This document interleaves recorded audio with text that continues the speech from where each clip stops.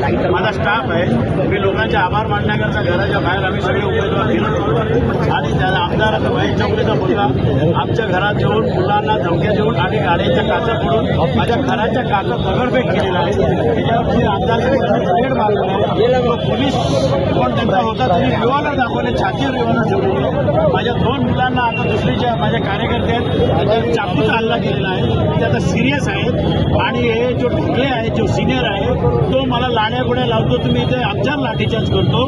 बेशर्मासारखा माणूस माझे एक प्रचाराचा काल फक्त फटाकडी फोडत होतो तर त्याला ती लाज वाटली, परंतु आज तिकडे जाऊन त्यांच्याशी गोडगोड बोलून आम्ही सांगतो त्याला हाकलून लावा तिकडनं, ते आमच्यावर लाठीचार्ज करतो. कुठेतरी पोलीस कुठेतरी 100% हा ढगळे विकलेला माणूस आहे. आता सुद्धा तो दारू पिऊन आलेला आहे इकडे आणि आमच्यावरती लाठीचार्ज करायचा प्रयत्न करतो आणि जाऊन तिथे तिळगुळ खातोय, गोडगोड बोलतोय.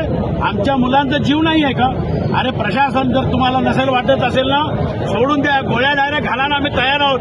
हे अशा हिजड्याची जिंदगी आम्हाला जगायची नाहीये. तुम्हाला हार पसंत नसेल होत ना तर जाऊन सांगा मान्य मोदी साहेबांना की आम्ही महाराष्ट्राचे मुख्यमंत्री, आपले जेवढे कोणी बीजेपीचे वर्कर आहेत त्यांना हार पसंत नाहीयेत म्हणून त्यांना हिजडे तरी म्हणून टाका.